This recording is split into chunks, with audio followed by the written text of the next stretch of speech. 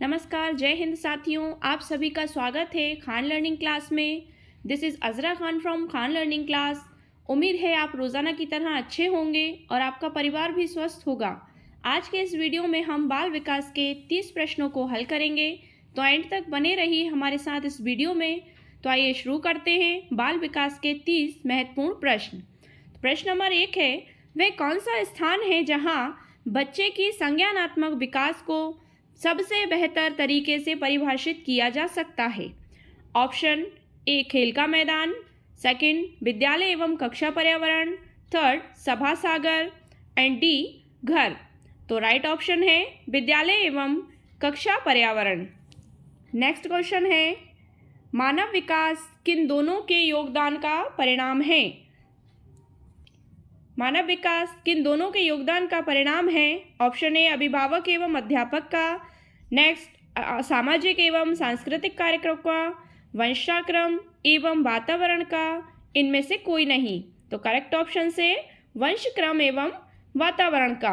Next question है, निम्न में से कौन सा बुद्धिमान बच्चे के लक्षण नहीं है?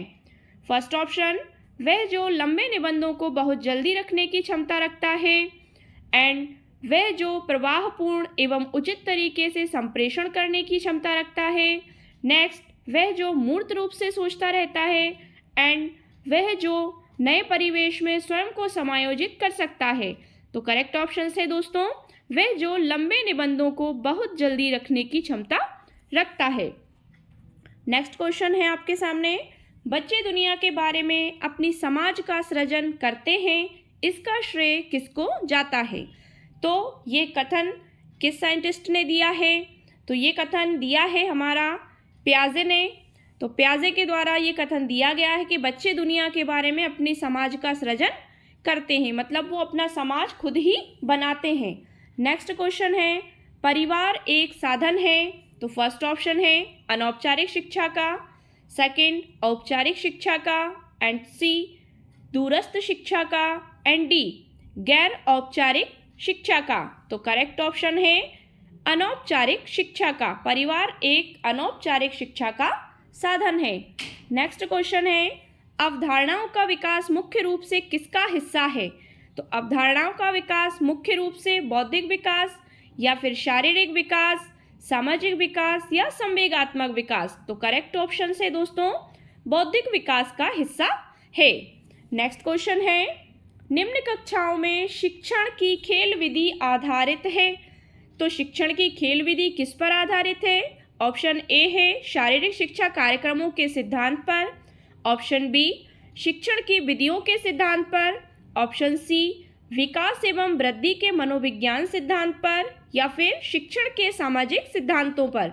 तो निम्न कक्षाओं में शिक्षण की खेल विधि आधारित है विकास एवं वृद्धि के मनोवैज्ञानिक सिद्धांत पर। नेक्स्ट क्वेश्चन है, निम्न में से कौन सी पूर्व बाल्यावस्था की विशेषता नहीं है? मतलब इसमें से हमें ये बताना है कि कौन सी ऐसी विशेषता है जो पूर्व बाल्यावस्था में नहीं होती है। ऑप्शन ए है दल या समूह में रहने की अवस्था, सेकंड अनुकरण करने की अवस्था, सी प्रश्न करने की अवस्था, या डी खेलने की अवस्था। तो खेलने की अवस्था इज अ राइट ऑप्शन। खेलने की अवस्था जो है पूर्व बाल्यावस्था की विशेषता नहीं है। नेक्स्ट क्वेश्चन की तरफ चलते हैं, बच्चों की रुचि बनाए रखने के लिए आप कौन सी विधि का चयन करेंगे? तो ये जनरल सा प्रश्न है, सभी शिक्षकों के लिए बहुत ज़रूरी है। तो फर्स्ट ऑप्शन है हमारा बच्चों को पढ़कर आने को कहेंगे और प्रश्न पूछेंगे। सेकंड ऑप्शन स्वयं गतिविधि करेंगे या बच्चों को बताएंगे। नेक्स्ट आप गतिविधि में बच्चों को शामिल करेंगे, एंड डी बच्चों को स्वयं गतिविधि करने के लिए कहेंगे। या अब इसमें करेक्ट ऑप्शन क्या है कि बच्चों को स्वयं गतिविधि करने के लिए देंगे, क्योंकि जब बच्चे खुद क्रिएशन करते हैं तो उनकी रुचि ज़्यादा बढ़ती है, वो खुद सेल्फ अपना क्रिएशन कर सकते हैं। नेक्स्ट क्वेश्चन है दोस्तों, मूल्यांकन किया जाना चाहिए। इसके लिए ऑप्शन ए है मूल्यांकन से बच्चे पढ़ेंगे, सेकंड इससे बच्चों की उपलब्धि का पता लगता है, एंड थर्ड बच्चों को सीखने के स्तर का ज्ञान होता है, एंड डी शिक्षकों की उपलब्धि का पता चलता है। तो मूल्यांकन यानी कि इवैल्यूएशन किस आधार पर किया जाना चाहिए? तो इवैल्यूएशन जब होगा तो बच्चों को सीखने के स्तर का ज्ञान होता है, इसी आधार पर मूल्यांकन किया जाना चाहिए। नेक्स्ट क्वेश्चन है, परामर्श का उद्देश्य है। परामर्श आप सभी जानते हैं, किसी भी चीज़ में परामर्श देना, बच्चों को समझना, फर्स्ट ऑप्शन, एंड सेकंड बच्चों की कमियों का कारण पता करना, एंड थर्ड बच्चों को समायोजन में सहायता प्रदान करना, एंड फोर्थ उपरोक्त सभी।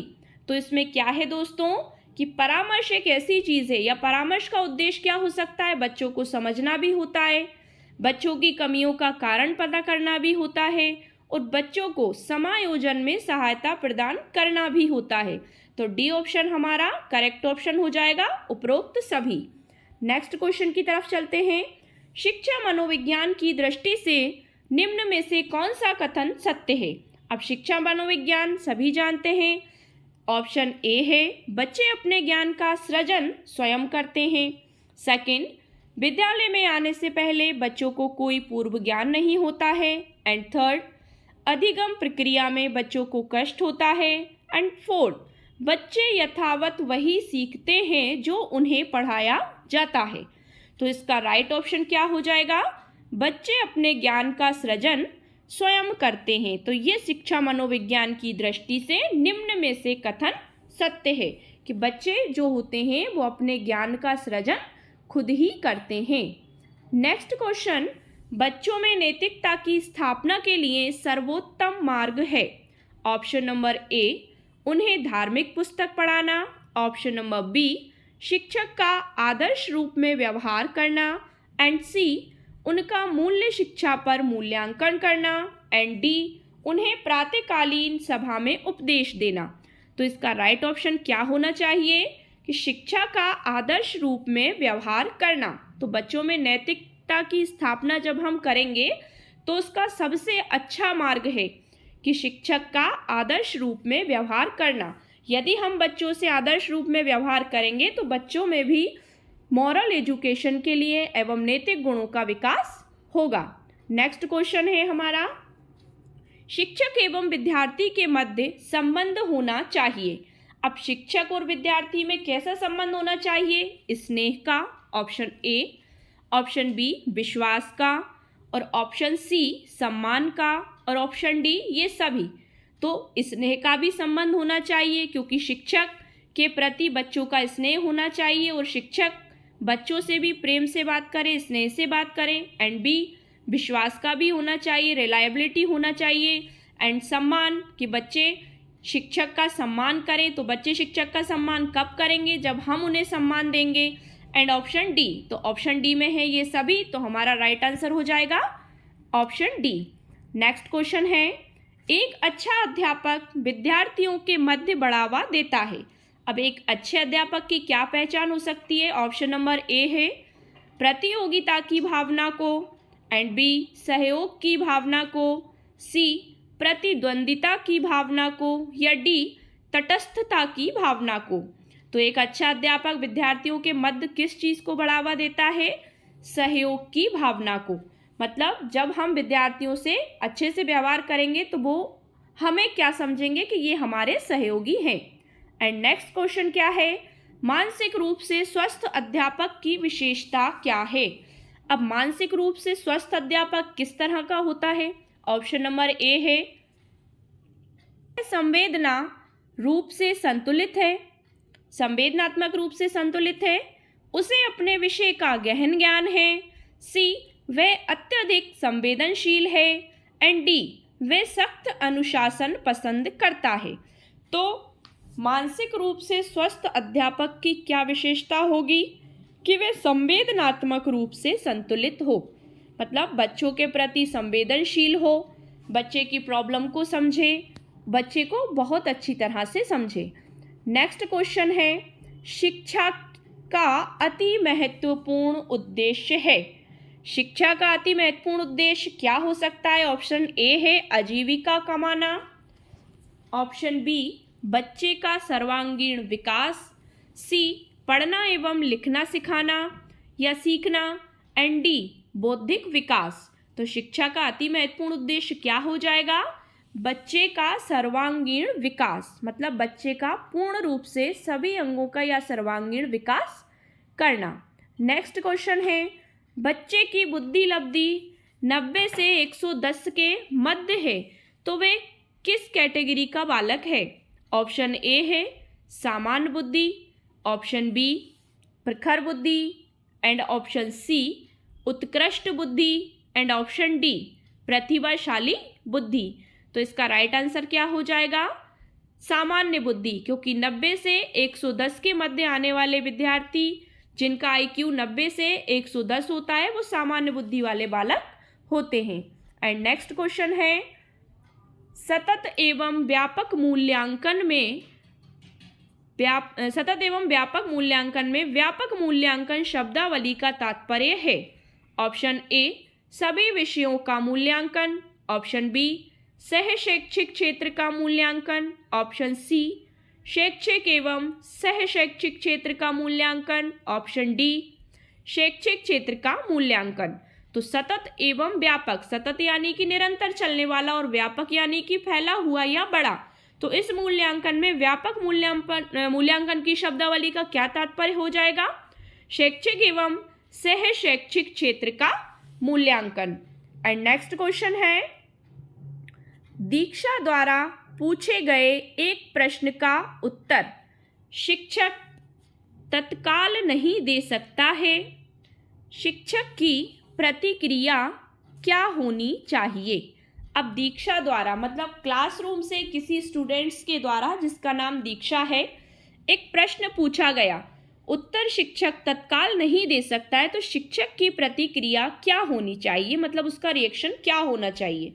ऑप्शन नंबर 1 शिक्षक द्वारा दीक्षा को चुप करा देना चाहिए, ऑप्शन नंबर बी शिक्षक द्वारा दीक्षा का ध्यान बता देना चाहिए, ऑप्शन नंबर सी शिक्षक को कहना चाहिए मैं नहीं जानता हूँ, एंड ऑप्शन नंबर डी शिक्षक द्वारा इस प्रश्न का सही उत्तर बाद में समझकर देना चाहिए। तो अकॉर्डिंग टू यू इसका राइट आंसर क्या होगा?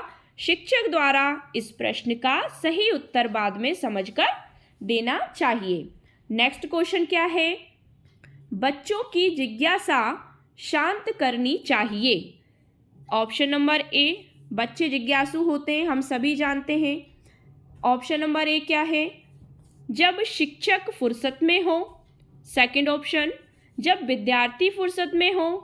सी कुछ समय के पश्चात, एंड डी तत्काल जब विद्यार्थी द्वारा जिज्ञासा की गई हो। तो बच्चे की जिज्ञासा शांत करनी चाहिए, तो कब करनी चाहिए? तत्काल, जब विद्यार्थी द्वारा जिज्ञासा की गई हो, क्योंकि उसके मन में प्रश्न क्यों बना, किस कैटेगरी को लेकर बना, ये हमें समझना चाहिए। तो हमें तुरंत उसके प्रॉब्लम का सॉल्यूशन करना चाहिए। एंड नेक्स्ट क्वेश्चन है, आप अनपढ़ माता पिता के बच्चों को अंग्रेजी सिखाना चाहते हैं। सपोज दैट कि किसी के माता पिता पढ़े लिखे नहीं है, शिक्षित नहीं है, अब आप उसके बच्चे को अंग्रेजी सिखाना चाहते हैं। तो ऑप्शन ए क्या है? आप बच्चे से अंग्रेजी में बात करेंगे। बी आप बच्चों को अंग्रेजी में बोलने के लिए बाध्य करेंगे, मतलब उनको प्रेशर डालेंगे। एंड सी आप बच्चे को मातृभाषा में बोलने से रोकेंगे। एंड डी आप उसे मातृभाषा की सहायता से अंग्रेजी सिखाने का प्रयास करेंगे। तो राइट ऑप्शन क्या हो जाएगा? आप उसे मातृभाषा की सहायता से अंग्रेजी सिखाने का प्रयास करेंगे, क्योंकि सिखाने का नियम हमेशा ज्ञात से अज्ञात की ओर, सरल से कठिन की ओर होता है। तो हमें शुरुआत सरल से करनी होगी। नेक्स्ट क्वेश्चन है, बच्चे के लिए निशुल्क एवं अनिवार्य शिक्षा का अधिकार अधिनियम कितने वर्ष के बच्चे के लिए लागू है? तो ऑप्शन ए है 6 से 14 वर्ष, ऑप्शन बी 7 से 13 वर्ष, ऑप्शन सी 5 से 11 वर्ष, ऑप्शन डी 6 से 12 वर्ष। तो राइट आंसर क्या हो जाएगा? 6 से 14 वर्ष के बच्चे के लिए निशुल्क एवं अनिवार्य शिक्षा का अधिकार अधिनियम दिया गया है। नेक्स्ट क्वेश्चन है, शिक्षक को ज्ञान होना चाहिए। ऑप्शन ए अध्यापन विषय का, ऑप्शन बी बाल मनोविज्ञान का, ऑप्शन सी शिक्षा संहिता का, ऑप्शन डी अध्यापक विषय एवं बाल मनोविज्ञान का। तो शिक्षक को किस चीज़ का ज्ञान होना चाहिए? अध्यापक विषय एवं बाल मनोविज्ञान का, क्योंकि जब हम विद्यालय के अंतर्गत जाते हैं तो हमारा पहला सामना बच्चों से होता है, तभी हमें बच्चों के मन का विज्ञान जानना चाहिए, बच्चों की मनस्थिति को जानना चाहिए और हमें अपने सब्जेक्ट पर भी परफेक्ट होना चाहिए। नेक्स्ट क्वेश्चन है, बच्चे के विकास को शिरस्त सिद्धांत के अनुसार निम्न में से सत्य कथन है। तो शिरस्त सिद्धांत के अनुसार सत्य कथन क्या होगा? ऑप्शन ए है विकास सिर से पैर की ओर होता है, बी ऑप्शन विकास पैर से सिर की ओर होता है, एंड सी विकास मध्य भाग से परिधि की ओर होता है, एंड ऑप्शन डी उपरोक्त में से कोई नहीं। तो ये कोई स्थित नहीं है कि विकास किस ओर से किस ओर की तरफ होगा। तो इसमें से लास्ट ऑप्शन क्या हो जाएगा? हमारा करेक्ट ऑप्शन हो जाएगा उपरोक्त में से कोई नहीं। नेक्स्ट क्वेश्चन है, गार्डनर ने 7 बुद्धि का अधिमान निर्धारित किया, इनमें से कौन सा सही है? तो फर्स्ट ऑप्शन है स्थान संबंधी बुद्धि, बी ऑप्शन है भावनात्मक बुद्धि, एंड सी ऑप्शन है अंतर्वैयक्तिक बुद्धि, एंड डी ऑप्शन है भावात्मक बुद्धि। तो गार्डनर ने जो 7 बुद्धि का अधिमान निर्धारित किया है वो नहीं है भावनात्मक बुद्धि। बाकी ये 3 ऑप्शन जो हैं वो गार्डनर ने जो 7 बुद्धि के अधिमान निर्धारित किए हैं ये उन्हीं में से हैं। बस एक ऑप्शन जो है भावात्मक बुद्धि ये इसमें नहीं है। नेक्स्ट क्वेश्चन है, घटना और वस्तुओं के बारे में एक बच्चा तार्किक रूप से सोच सकता है, प्याजे के चरणों के संबंध में सही कथन है। मतलब घटना और वस्तुओं के बारे में एक बच्चा तार्किक रूप से सोचता है। अब प्याजे ने इन चरणों के संबंध में सही कथन क्या दिया है? फर्स्ट है सेंसरी तंत्रिका तंत्र, सेकंड है प्रारंभिक संचालन प्रक्रिया, एंड सी मूर्त संचालन प्रक्रिया, एंड डी औपचारिक संचालन प्रक्रिया।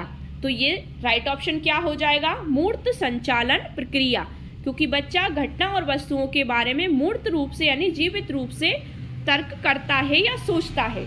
नेक्स्ट क्वेश्चन है हमारा, सहयोगात्मक रणनीति की किस श्रेणी में महिलाएं निम्न में से संबंधित नहीं होती हैं? सहयोगात्मक रणनीति।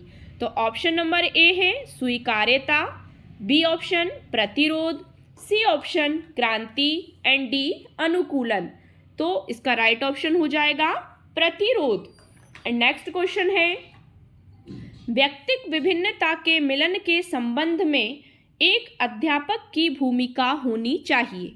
अब व्यक्तिक विभिन्नता के मिलन के संबंध में एक अध्यापक की क्या भूमिका होनी चाहिए? तो ऑप्शन नंबर ए है व्यक्ति के दृष्टिकोण, अभिरुचि और योग्यता को जानने के प्रयास, एंड सेकंड है व्यक्ति आधारित पाठ्यक्रमों को उनकी आवश्यकता के अनुसार समझने की कोशिश, एंड सी उपरोक्त दोनों, एंड डी उपरोक्त में से कोई नहीं।